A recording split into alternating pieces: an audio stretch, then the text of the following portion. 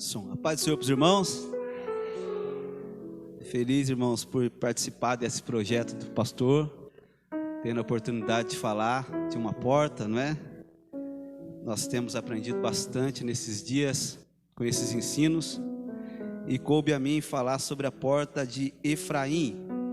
Quero ler com os irmãos aqui em Neemias capítulo 8, somente o versículo 16. Quero agradecer ao pastor pela oportunidade, louvar a Deus pela vida dele, por esse projeto, e louvar a Deus também pela vida dos irmãos, né, que tem se esforçado para estar aqui. A gente vê aqui a presença dos irmãos, e isso é muito bom, irmãos, né? Isso mostra que a igreja está sadia, mostra que a igreja está disposta a aprender a palavra de Deus. Neemias capítulo 8, versículo 16. Saiu, pois, o povo, e de tudo trouxeram e fizeram para si cabanas, cada um no seu terraço, e nos seus pátios, e nos átrios da casa de Deus, e na praça da porta das águas, e na praça da porta de Efraim. Amém? Os irmãos podem se assentar. Irmãos, nós vamos dar continuidade a esse estudo, e confesso para os irmãos que eu tenho aprendido bastante, irmãos. Aprendido bastante com cada porta que foi mencionada aqui, com cada estudo que os irmãos trouxeram aqui. E a gente começa, irmãos, a meditar, começa a pensar no trabalhar de Deus, no agir de Deus nessa situação aqui. A gente vê como que Deus é poderoso, irmãos, como que Deus faz milagres e prodígios, como que Ele quebra barreiras e Ele faz com que o seu povo chegue ao auge, chegue ao ponto da bênção. Nós, irmãos, sabemos que o livro de Neemias menciona um estado difícil do povo de Israel. Esse cenário aqui, irmãos, se inicia nos tempos de Jeremias. Os irmãos sabem que Jeremias foi um profeta levantado por Deus para orientar o povo e dizer para o povo que o povo precisava abandonar a idolatria, abandonar o caminho errado e fazer a vontade de Deus. Jeremias foi pregando, foi falando, foi instruindo, mas o povo não ouviu a voz de Jeremias.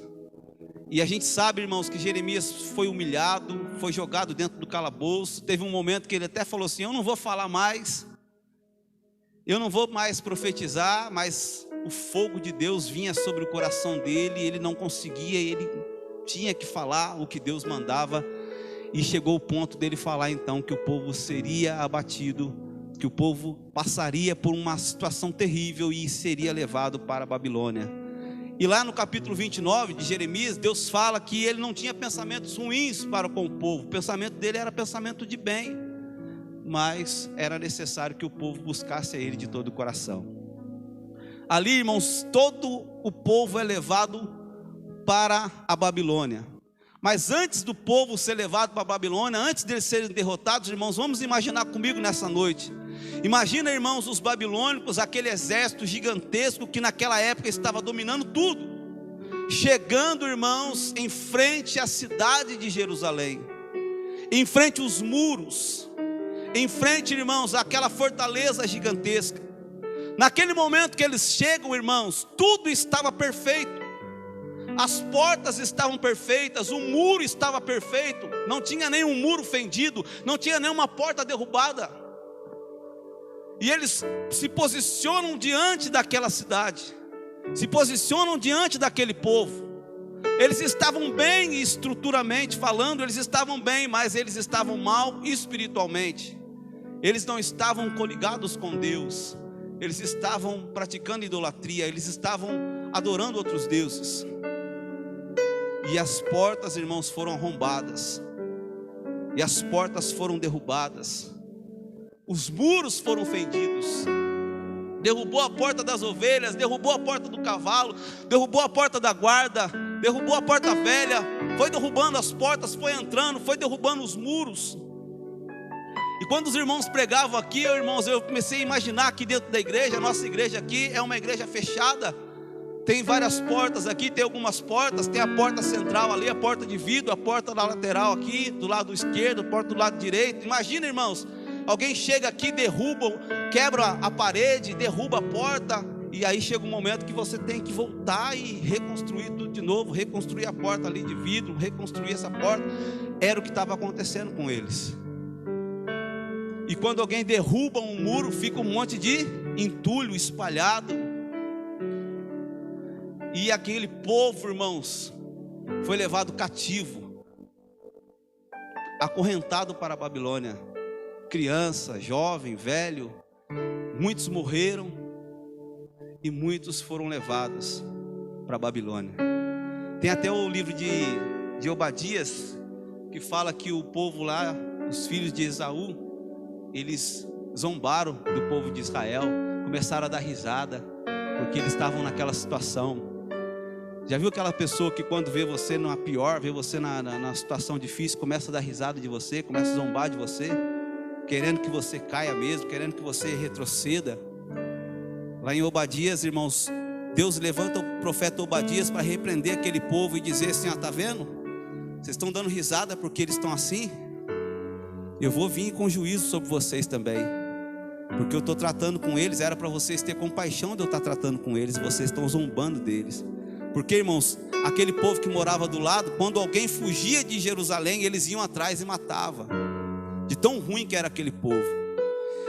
E a gente vê, irmãos, que eles foram levados cativos. E até Ezequiel, no caso Ezequiel, quando ele profetiza, ele entrega as revelações, ele estava cativo também.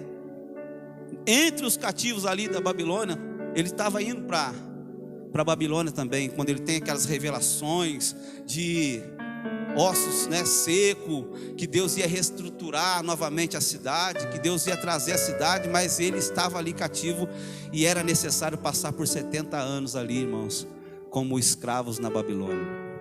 E aí, irmãos, nós vemos no livro de Neemias o milagre de Deus, a manifestação de Deus, o poder de Deus. Por quê? Porque a Bíblia fala, irmãos, que lá no templo, né, do rei Artaxerxes, trabalhava um homem chamado Neemias. Neemias significa aquele que acrescenta. Não, Neemias, ele é um homem que está ali servindo o rei, entregando ali o vinho para o rei, cuidando do rei. E de repente chega um homem chamado Anani, que era irmão de Neemias, e ele pergunta: como que está lá Jerusalém? Qual é a situação de Jerusalém? E aí Anani fala para ele: ó, a situação de Jerusalém está terrível. Os muros estão derrubados, as portas estão queimadas, as pessoas estão em grande miséria, estão sofrendo. E ele, quando ele ouve isso, no capítulo 1, ele começa a chorar, ele se derrama em lágrimas ali, começa a se lamentar pela cidade de Jerusalém, e ele faz uma oração, e ele confessa os seus pecados, fala: Deus, eu sou pecador, eu confesso os meus pecados diante de Ti, e eu confesso também o pecado da nação, Senhor. Nós pecamos contra o Senhor, mas lembra do pacto que o Senhor fez, lembra daquilo que o Senhor prometeu, que se nós orássemos, se nós nos convertêssemos dos nossos maus caminhos, o Senhor viria, sararia a nossa terra. E ele começa a orar, e o tempo passa, irmãos, passa-se 4 meses. Chega então, irmãos, o capítulo 2 de Neemias, e um dia está lá Neemias, irmãos, triste, servindo o rei. O rei olha para Neemias e nunca tinha visto Neemias triste, abatido. E o rei olha para ele e diz assim: por que você está triste? Por que você está abatido? E aí Neemias naquela hora faz uma oração assim na sua mente, no seu coração, e fala: Deus, agora, eu imagino ele falando: Deus, agora me dá graça aqui para me falar, porque é só o Senhor. Ele fala assim: como eu estaria alegre, né, sabendo que a cidade dos meus pais, né, onde estão o sepulcro dos meus pais, estão em ruína, estão derrubados. E aí o rei naquela hora podia falar, sabe para ele? Podia falar, sabe o que para ele? Isso aí é problema seu, me serve aqui, não fica triste aqui não, deixa para lá, serve aqui. Mas só que o rei, irmãos, recebeu um trabalhar de Deus na vida dele. E o rei pergunta para ele: o que você quer que eu faça? Olha só, irmãos, quando Deus quer agir, a Bíblia fala, quando Deus quer agir, ninguém pode impedir.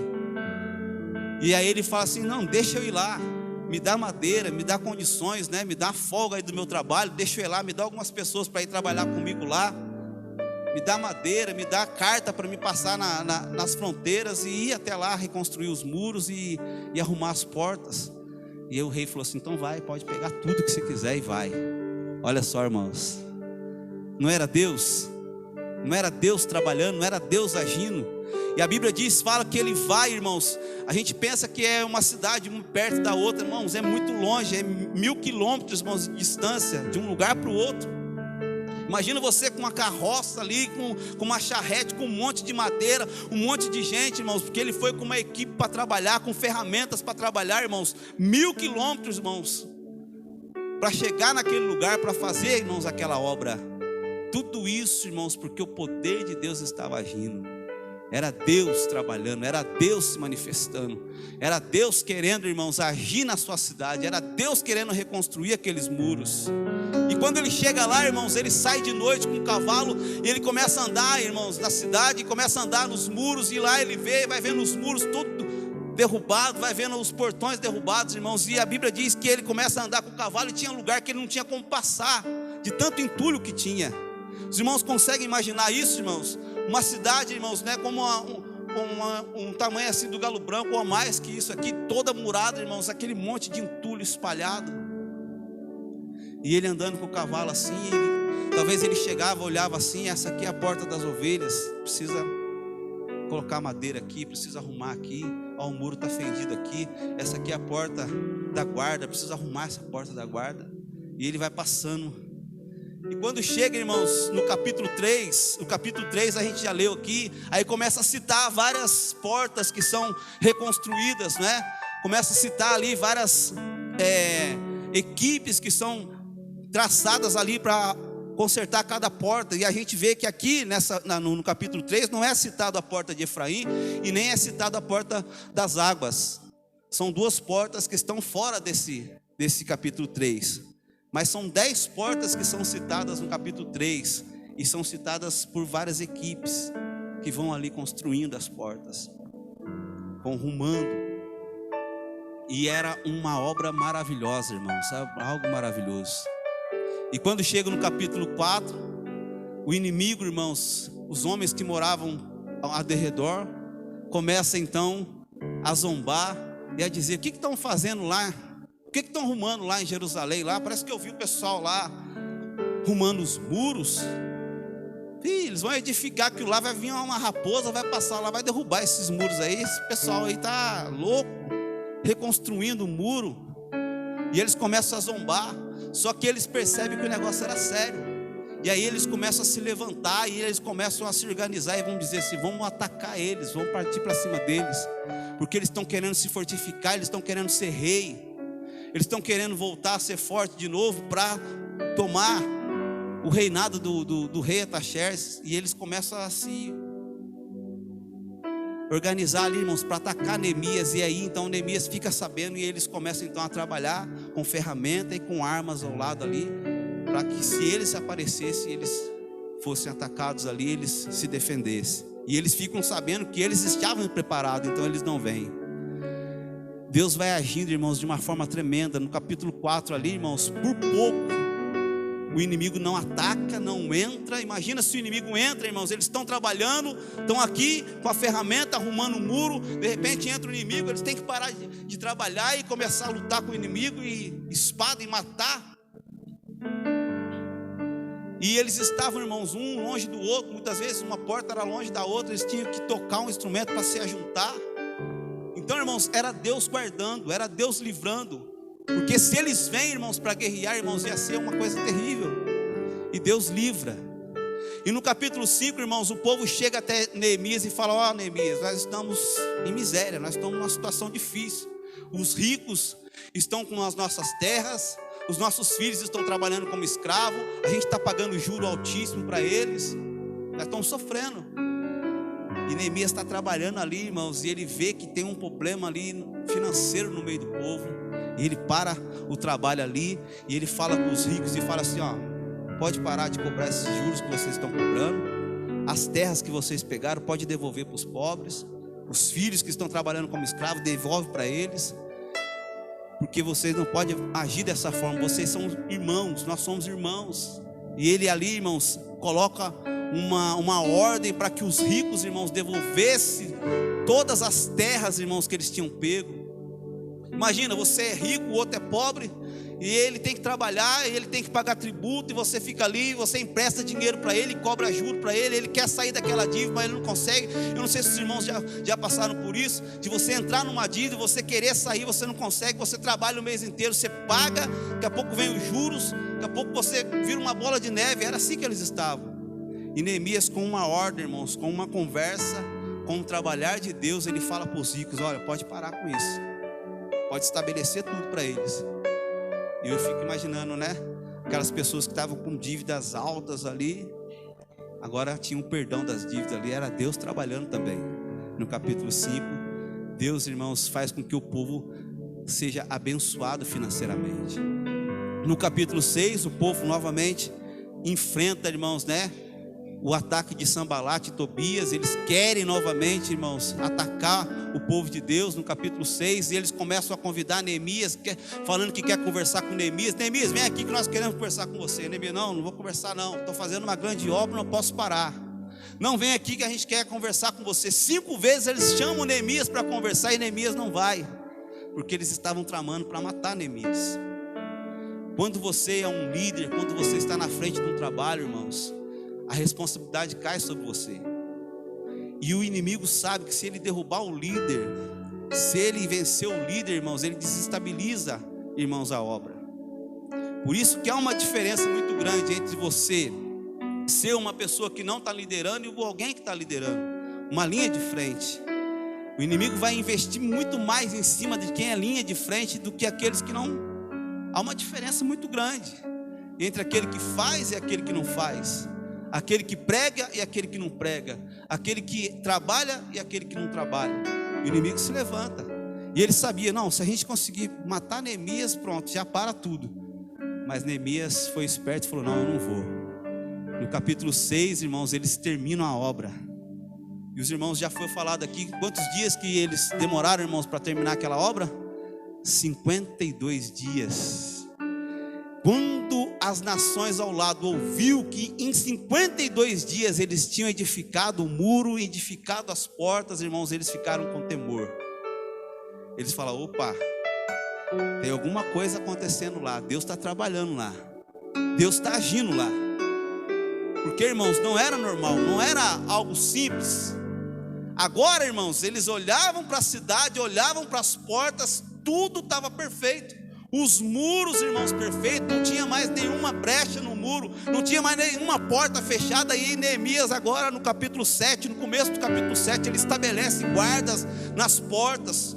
Até o próprio irmão dele, Anani, ele vira líder ali para governar ali as pessoas ali, e direcionar as pessoas para estar nas portas, tomando conta das portas. E ele estabelece o horário de abrir a porta, o horário de fechar a porta, porque Deus estava no controle. Aí ele chama todo o povo que estava ali e faz um recenseamento, começa a contar ali o povo ali, ó, veio tantos assim, da tribo tal, veio fulano, veio a família do ciclano, veio a família do ciclano, e eles juntam, irmãos, e eles ali, eu acredito que eles ali começam a ter um sentimento de nação novamente. Eles começam a sentir Deus trabalhando na vida deles, eles começam a sentir Deus operando na vida deles. Capítulo 7, irmãos, eles contam quantas pessoas tem, quantas pessoas voltaram da Babilônia e estavam lá em Jerusalém, irmãos, e era bastante gente. E agora todos os muros estavam tudo certinho, tudo arrumadinho, todos os muros estavam bem edificados. E aí chega no capítulo 8, irmãos. No capítulo 8, o povo agora pede para Esdras, que é o sacerdote daquela época, ler o livro para eles, ler a lei para eles.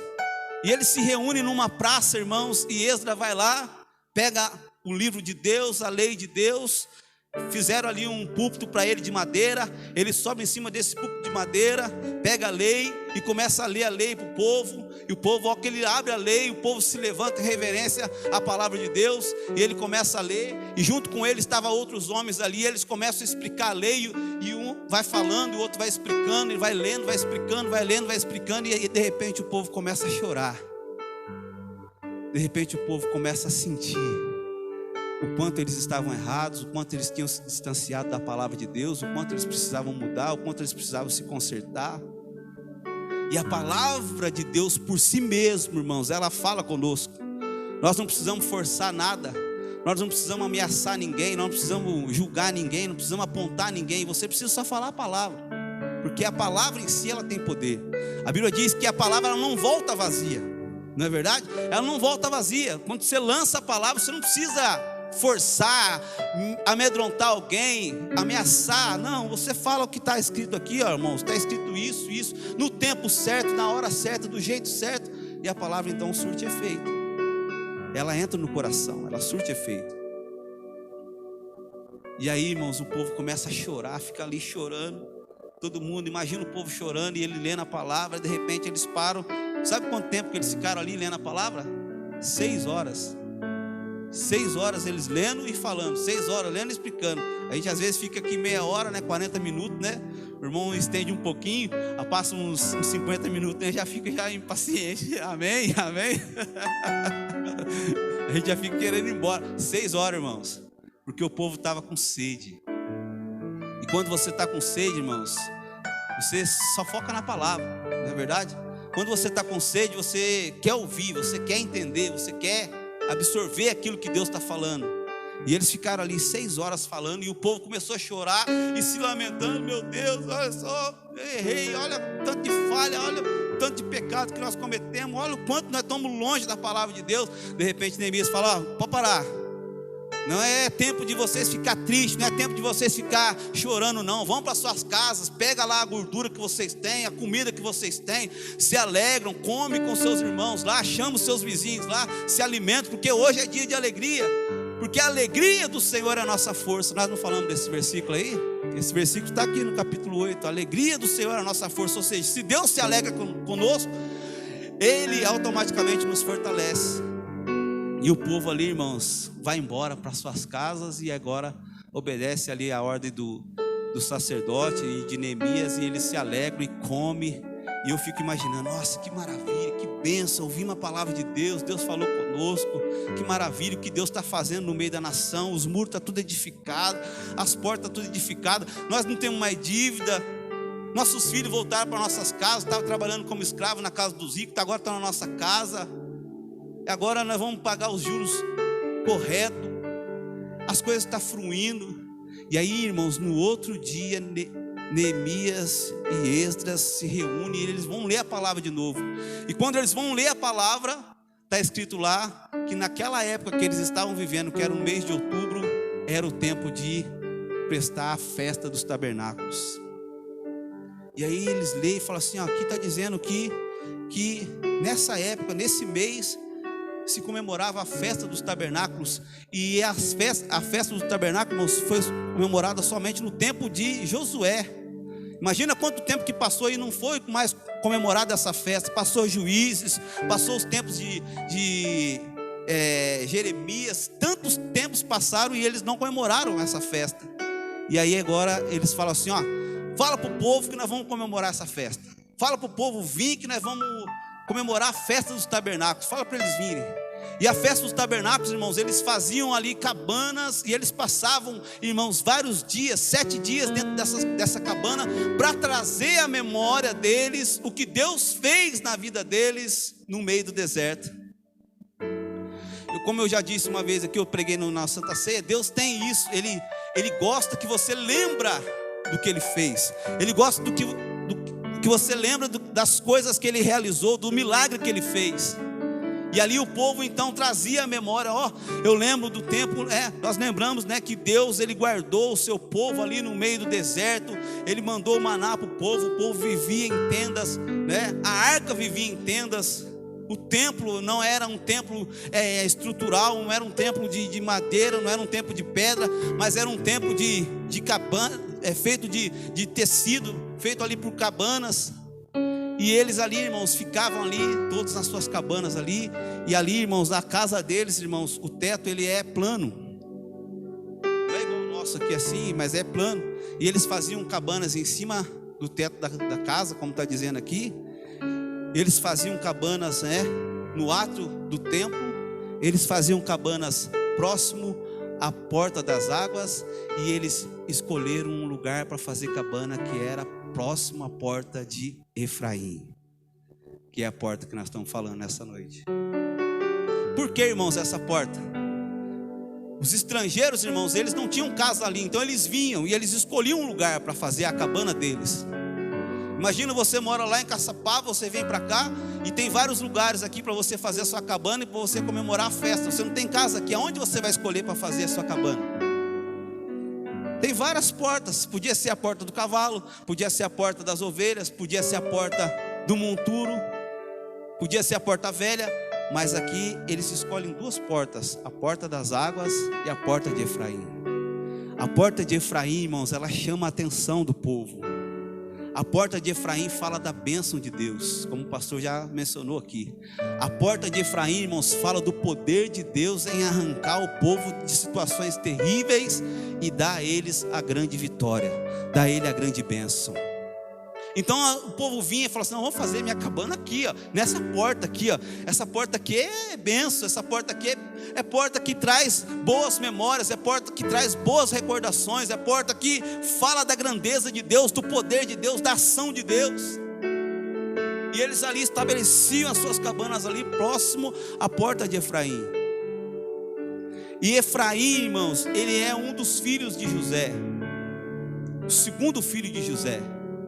Nós lemos, irmãos, aqui abra sua Bíblia aí, irmãos, em Gênesis capítulo 41, versículo 50,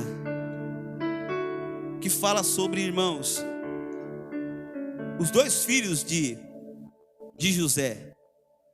Porque essa porta, irmãos, simboliza o que aconteceu com esse homem de Deus chamado José e o seu filho. Aqui diz assim, Gênesis capítulo 41, versículo 50: e nasceram a José dois filhos, antes que viesse o ano de fome,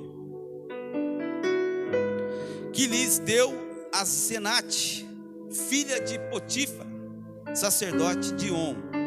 Aí ele fala aqui: e chamou José o nome do primeiro Manassés. O que significa Manassés? Esquecimento. Porque disse: Deus me fez esquecer de todo o meu trabalho e de toda a casa de meu pai. Então o primeiro filho dele, o primogênito, chamava Manassés. Ou seja, Deus me fez esquecer. Esqueceu o quê? Esqueceu as provas que ele passou, a guerra que ele passou, a luta que ele passou, não é? E aí, e o nome do segundo chamou Efraim, porque disse: Deus me fez crescer na terra da minha aflição. Essa porta de Efraim, irmãos, ela ficava de frente com um monte de Efraim, as terras que Efraim herdou por herança. Nós sabemos, irmãos, que José ele não conta nas 12 tribos de Israel. O que Deus fez? Ele juntou os dois filhos de José, e desses dois filhos, Efraim e Manassés, fez uma tribo. Então quando você lê todas as tribos de Jerusalém, de Israel, você vai ver lá que tem 13 nomes, porque tem dois nomes, que é Manassés e Efraim, no lugar de José, que era para estar José, mas José não é contado ali, é acrescentado os dois filhos dele. E é interessante, irmãos, porque nós sabemos, eu não preciso falar aqui da história de José, porque eu acredito que todos os irmãos conhecem a história de José. Os irmãos sabem que Deus guardou José, que Deus fez tudo aquilo com José para livrar o próprio povo dele, irmãos, da fome. Mas José, irmãos, ele passou pelo moinho, ele passou por uma situação muito complicada, muito difícil, embora Deus fosse com ele em tudo. A Bíblia diz que Deus abençoava José, onde ele estava, Deus o abençoava, mas ele passou por uma situação difícil. Imagina você ser preso injustamente, você ficar dentro de uma cadeia, embora Deus o abençoasse dentro da cadeia. Ele estava ali, irmãos, sofrendo, querendo, irmãos, quem sabe rever seu pai, sua mãe, rever os seus irmãos, e não tinha como. E quem olhava para ele talvez pensava assim: não tem jeito para ele, já era. Ele foi acusado, ele foi condenado a prisão perpétua, tentou abusar de uma mulher, foi pego em flagrante, está preso e agora vai morrer aí. Só que lá do céu tinha um Deus olhando para ele. O Deus que age no meio da tempestade, um Deus que age no meio da luta, no meio da prova, um Deus que opera no meio do deserto. E eu imagino, irmãos, eu gosto de imaginar, eu leio um pouco a Bíblia, mas meu forte, irmãos, não é nem tanto ler, o meu forte é meditar. Eu fico meditando, eu fico pensando, praticamente o dia inteiro eu fico pensando nas coisas da Bíblia. E eu fico pensando, irmãos, ele sentado dentro da cadeia, com a barba grande, com a roupa de cadeia, comendo aquela comida da cadeia. E eu acredito que não era um lugar legal para se estar, lógico que não era.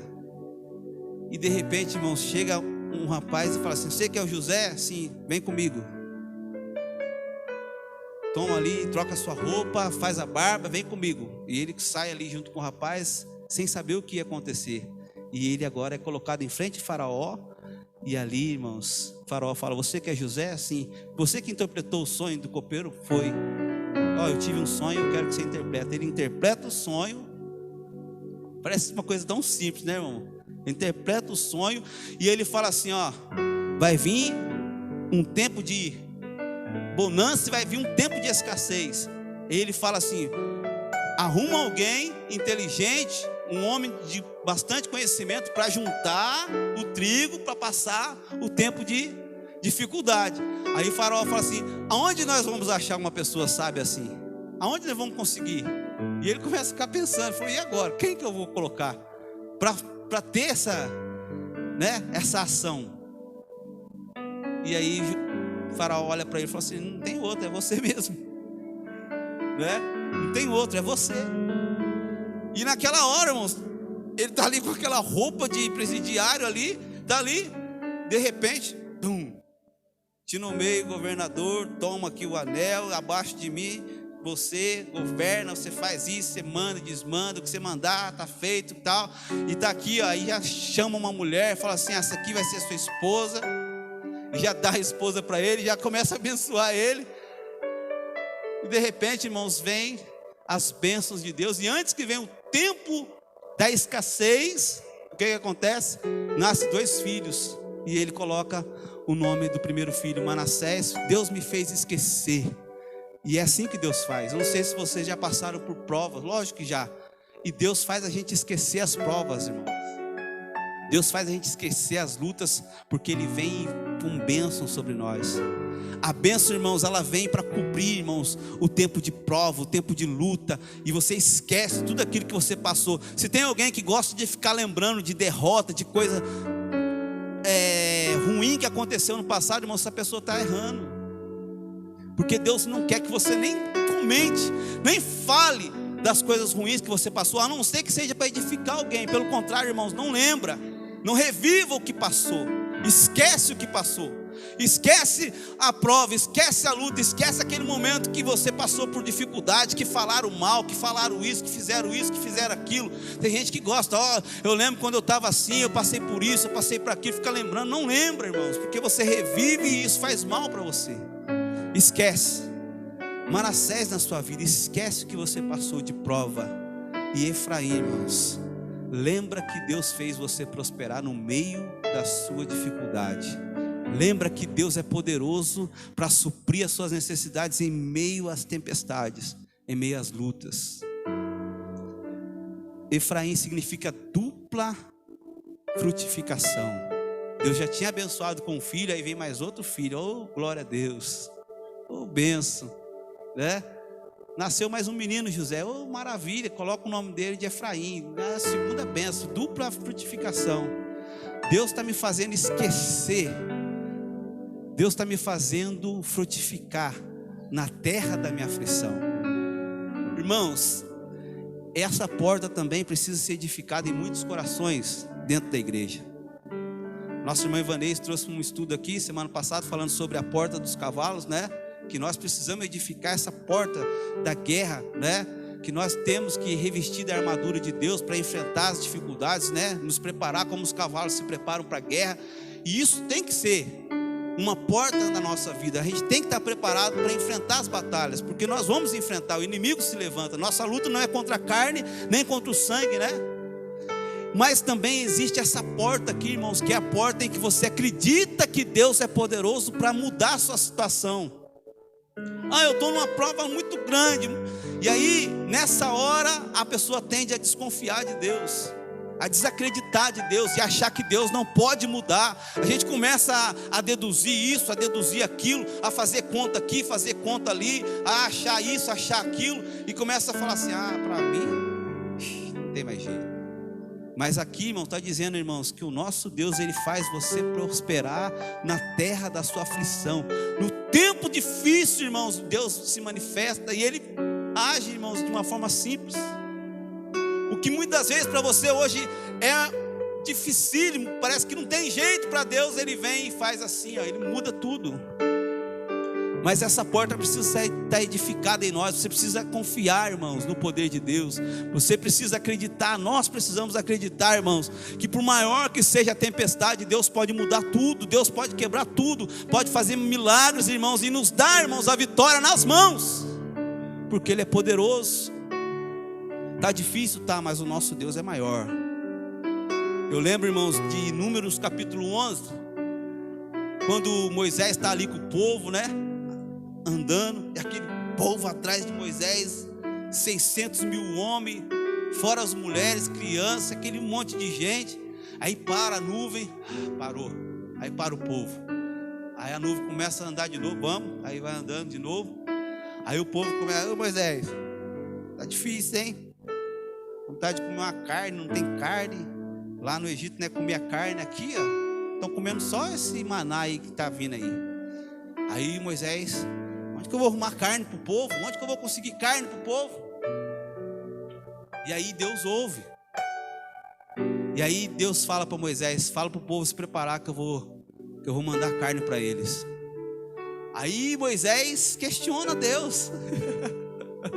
Assim como acontece comigo, com você, a gente tem a mania de questionar Deus. O quê? Você vai fazer o quê? Vai trazer os peixes do mar para dar para esse povo aqui? O que você vai fazer? Onde que tem aqui açougue? Onde que tem lugar para carne, para dar carne para esse povo aqui? Porque eles estavam no meio do deserto. Aí Deus fala para ele assim: porventura o meu braço se encurtou, Moisés? Peraí, o que você está falando, Moisés? Porventura o meu braço está curto? Você está duvidando de mim, né? Já viu quando você fala alguma coisa para a pessoa fala: você está duvidando de mim, rapaz, né? E Deus fala: você está duvidando? Meu braço está curto, não consegue mais fazer. Aí Deus fala assim: pô, fala para o povo que eles não vão comer um dia não, nem uma semana, nem 15 dias, eles vão comer um mês, até sair pelo nariz deles. Aí Deus ficou nervoso. Aí Deus manda um vento, lá no meio do deserto, não tem nada. Daqui a pouco vem aquela nuvem, aquele vento vindo, irmãos, e começa a chover cordonize. E diz que ficou dessa altura assim de cordonize, irmãos. E o povo no meio da cordonize, aquele monte de cordonize. Imagina, irmão, você tem que imaginar, irmãos, 600 mil homens, mulheres, crianças, aquele monte de cordonize, você no meio daquele monte de codorna. E era tipo uma galinha grande assim. E o povo pegando, e o povo vamos cozinhar, vamos. E vai comendo, e comeu até sair pelo nariz. Mas Deus ficou irado com eles, irmãos. Mas Deus mostrou para Moisés: Moisés, não duvida de mim não duvida de mim. E eu vejo também lá, irmãos, em 2 Reis, no capítulo 7, quando o povo ali em Samaria está passando por uma fome terrível, e o profeta Eliseu fala assim: Deus manda falar para vocês que amanhã é essa hora, o povo vai estar vendendo farinha, vai estar vendendo cevada. Aí o capitão do rei ouve aquilo, porque ele não tinha a porta de Efraim no coração dele edificada. Ele não acreditava que Deus pode mudar a situação. Ele olhava para a situação, irmãos, e ele falava assim: não tem jeito, não tem como. Ele falou assim: nem que se Deus abrisse a janela dos céus, isso poderia acontecer. Aí Eliseu olha para ele e fala assim: você vai ver com seus olhos, mas você não vai comer, você não vai participar. por causa da sua dúvida. E aí os irmãos conhecem a história, né, dos leprosos, dos 4 leprosos. Ah, nós vamos ficar aqui, na porta aqui, se nós entrar vamos morrer, se nós for para frente vamos morrer, se nós ficar aqui vamos morrer. Ah, então vamos lá no arraial dos assírios lá para ver o que vai acontecer. E quando eles vão, os assírios saem tudo correndo com medo e deixa tudo. E lá fica um monte de farinha, de trigo, um monte de coisa lá, e eles começam a comer e eles guardam para eles. Falam, não é certo a gente ficar aqui comendo tudo isso aqui, o povo lá morrendo de fome lá dentro de Samaria, vamos lá falar para eles. Aí ele vai lá falar, e quando fala, eles ficam meio com dúvida, mas será que é verdade isso? Aí abre o portão, né, aquele medo de sair. Quando sai, vai lá, chega lá, realmente era verdade. Só que quem fica no portão? Aquele rapaz que duvidou, que não tinha a porta de Efraim edificada, que não olhava para Deus como aquele que muda a situação, que não olhava para Deus como aquele que tem a bênção na mão, aquele que faz o milagre. Você está olhando para Deus, irmãos, como aquele que tem a sua bênção na mão dele para te entregar? Você está olhando para a sua dificuldade e achando que não tem mais jeito? Ou você está olhando para Deus e crendo que Ele é poderoso para mudar essa situação que você está passando? Aquele homem ficou ali na porta ali, irmão, o povo veio, tudo com fome, desesperado, passaram por cima dele e ele morreu, porque ele duvidou. Porque a porta de Efraim não estava edificada no coração dele. Ele não cria na bênção, ele não cria na vitória. Você está crendo na sua vitória? Você está crendo que Deus vai mudar a sua vida, que Deus vai fazer milagre? Você está crendo que Deus vai quebrar barreiras? Você está crendo, irmãos, que Deus Ele está vendo o que você está passando e Ele é poderoso para fazer você prosperar no meio da sua dificuldade, no meio do seu vento? Ou você está olhando para o problema e dizendo, não tem mais jeito, ixi, para mim já era. Não, eu nunca pensei isso, irmãos. Às vezes vem aqueles pensamentos assim, de querendo pairar sobre nós, de a gente duvidar, né? E a gente começa a fazer uns cálculos assim, mas aí a gente lembra, não, Deus é poderoso, Ele pode fazer, Ele pode mudar. Ele mudou a vida de José, Ele fez um milagre na vida de José, Ele vai fazer um milagre na nossa vida também, Ele vai mudar também.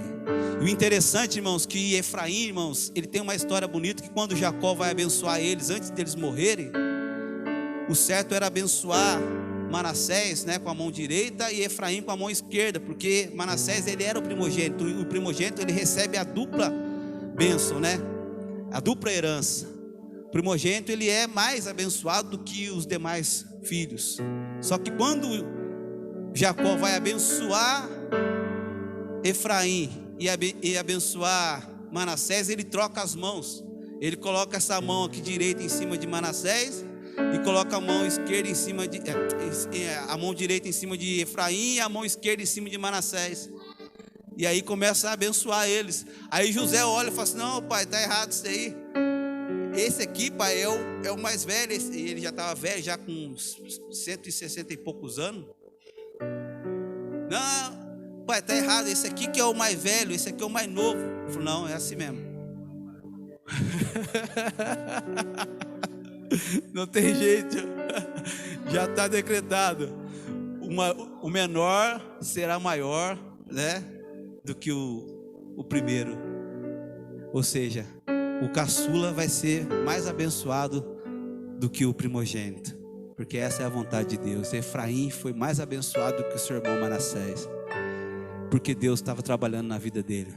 Irmãos, nessa noite, que Deus venha edificar o seu coração, o meu coração, irmãos. Deus falou fortemente comigo. Eu agradeço a Deus, né, por essa oportunidade de poder falar dessa porta, porque eu já tive algumas experiências, irmãos, né, de no meio da escassez eu vi a mão de Deus na minha vida. Quando eu fui morar lá em Caraguá, irmãos, eu fui trabalhar lá na Coca-Cola. Trabalhei lá temporário, né, com a promessa de que eu ia trabalhar efetivo. De repente, irmão, virou tudo. Veio uma crise, né? Veio uma crise aí no país, e a Coca parou toda a contratação. E eu estava lá, já morando lá com a minha família, tudo. E eu falava com o rapaz falou: André, eu quero contratar você, mas a Coca não está liberando contratar ninguém. E eu fiquei assim: e agora? Meu Deus, como que eu vou fazer? E eu servindo a Deus lá, A gente estava construindo uma igreja lá. Eu era professor da escola dominical lá em Caraguá. Cantava no grupo de louvor também lá. E eu assumi, irmãos, a igreja. Eu fui para a igreja lá, pastor, quando o pastor era tipo uma espécie de uma igreja sede lá. E eu cheguei na quinta-feira e no domingo o pastor tinha tomado posse. E a igreja estava vazia. E eu falei, pastor, estou vindo de São José, vou morar aqui. Ele falou assim, rapaz, você é resposta de oração. Pensa num pastor abençoado, irmão. Onde ele chegava, a gente estava trabalhando na igreja lá. Ele chegava, irmão, para tudo, vamos fazer uma oração. Senhor, meu Deus, meu pai, pastor Francisco, 80 e poucos anos. Onde ele chegava, ele, para tudo, vamos fazer uma oração. E ali, irmãos, eu fiquei com ele lá. Pensa na igreja, começou a prosperar, irmãos. Começou a vir, nossa, gente de tudo quanto é lado para a igreja. E eu estava numa prova. E de repente um rapaz aqui de São José manda uma mensagem para mim: ô André, você está em Caraguá aí? Falou, tô. Vi uma vaga aqui de operador de pilhadeira no grupo de Caraguá lá, do grupo do Facebook do Caraguá lá. Dá uma olhada aí. Eu olhei. Vou mandar o currículo lá. Tinha lá o endereço lá, mandei. Na hora o rapaz me chamou. Vem aqui, quero conversar com você. Já na hora, falou, vai fazer o exame médico, vai fazer isso, fazer aquilo. E eu estava trabalhando, irmãos, num caminhão de entregar tijolo. E eu estava assim, trabalhando, entregando tijolo num bairro lá. E lá em Caraguá chove, por isso que o pessoal fala assim, Caraguá tá chuva, né? Só chuva, né? Caraguá só chuva. Pensa num lugar que só chove, irmão, né? Às vezes a gente dá sorte de ir para lá, né? Que tá com sol, mas pensa num lugar que chove. E eu trabalhando, entregando tijolo, de repente eu recebi essa mensagem, irmão. E eu tava orando, falei, Deus, me ajuda a tirar dessa situação aqui.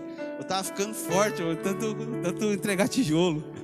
Aí, irmãos, Deus manifestou a glória dele. Eu fui lá e entrei nesse lugar. Pensa num serviço glorioso. 2 horas de almoço. 2 horas de almoço, irmão. Salário ótimo. Equipe boa. Trabalhava com a máquina excelente. Servicinho. André, eu trabalhava com rádio. André, traz um galão de óleo aqui para nós aqui. Pegava a empilhadeira, levava o óleo lá, voltava, ficava na salinha, no ar-condicionado, conversando, pregando a palavra de Deus para os irmãos lá. Por quê?